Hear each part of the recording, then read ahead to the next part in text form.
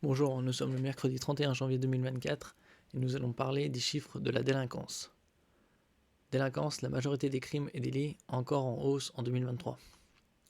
Si la plupart des indicateurs de la délinquance enregistrés par la police et la gendarmerie nationale sont en hausse sur l'année 2023, le bilan du ministère de l'Intérieur note un ralentissement par rapport à 2022. Et avec les JO, ça va faire exploser.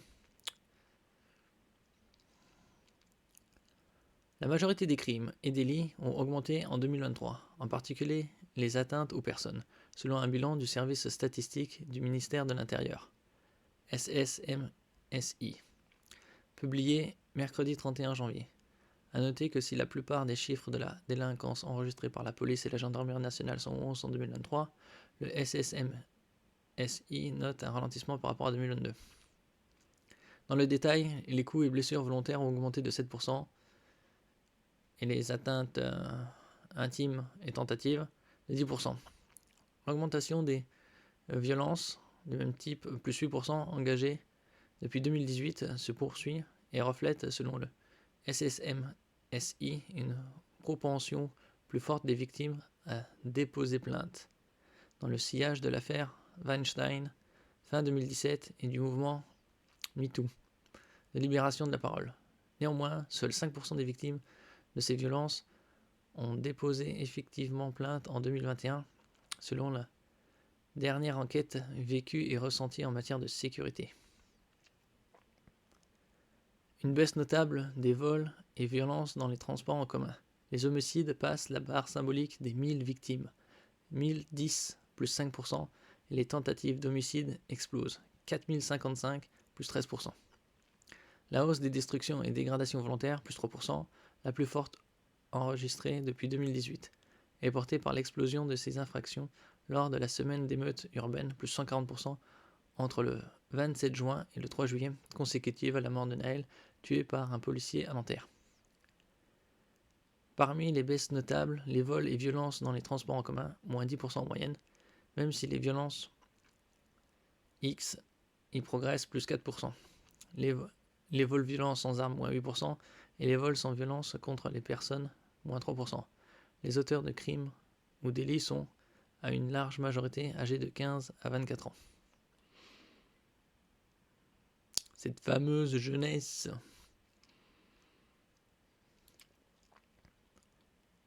Crime, homicide, violence X. Les chiffres de la délinquance toujours en hausse en 2023.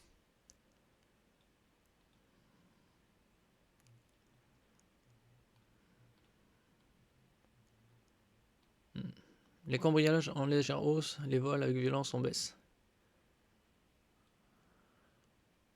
Dans d'autres domaines, les cambriolages ont connu une hausse de 3%, moins forte toutefois qu'auparavant, et restent moins fréquents qu'avant le Covid. Les escroqueries ont grimpé de 7%, les vols de véhicules de 5%, les vols avec armes de 2%. Parmi les baisses notables, le SSMSI cite les vols et violences dans les transports en commun, moins 10%, même si les violences X y progressent, plus 4%, et les vols violents sans armes, moins 8%, et les vols sans violence contre les personnes, moins 3%. Les 15-24 ans surreprésentés. Les auteurs de crimes ou délits sont, à une large majorité, âgés de 15 à 24 ans. Les étrangers, qui comptent pour 8% de la population résidant en France, sont minoritaires dans le total des mises en cause, 17%. Mais surreprésentés dans les cambriolages, 38%, et les vols dans les voitures, 40%, en lien avec l'existence de filières spécialisées de criminalité organisée, souligne également le service. Ouais. Ça reste à déterminer qu'est-ce qu'ils veulent dire par étranger.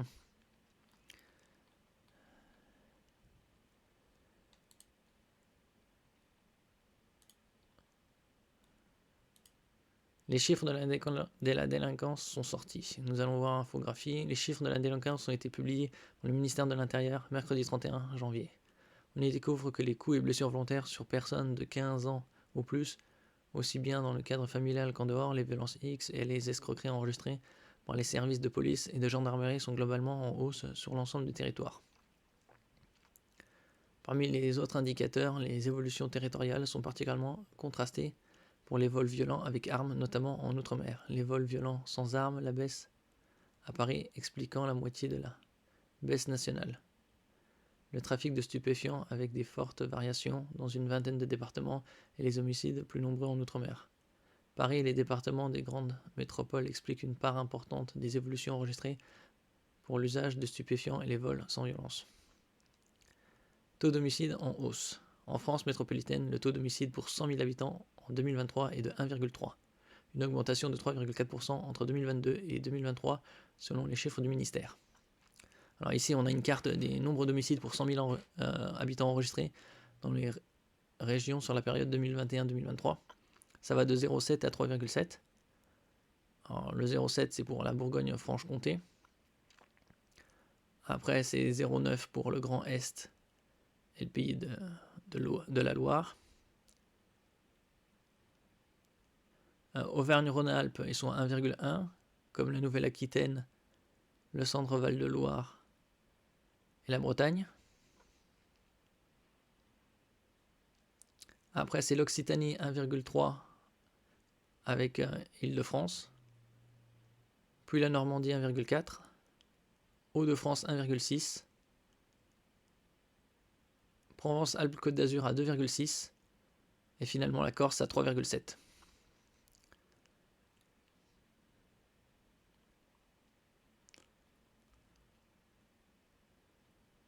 Nombre de crimes et délits enregistrés pour 1000 habitants dans le Nord-Pas-de-Calais. Par exemple, coups et blessures volontaires sur personnes de 15 ans ou plus. Dans le Nord, ça va de 6,8 à 9,7. Pas-de-Calais pareil, la moyenne en France c'est 2. Violence intrafamiliale 3,1 en France. Autres coups et blessures volontaires 2,5. Vol sans armes 0,90.